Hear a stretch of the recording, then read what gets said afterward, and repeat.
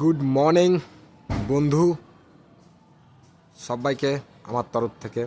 এটা হচ্ছে আমাদের কলেজ, টেকনো কলেজ হুগলি। আর এটা হচ্ছে আমাদের টেকনো ইন্ডিয়া হুগলি ক্যাম্পাস, মানে এর ভিতরে আছে ল্যাব।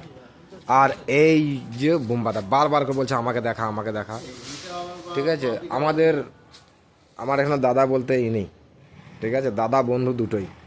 আর এটাই ওনার গাড়ি, ঠিক আছে, ওনার গাড়ি প্লাস আমারও গাড়ি, তাই তো আমাদের।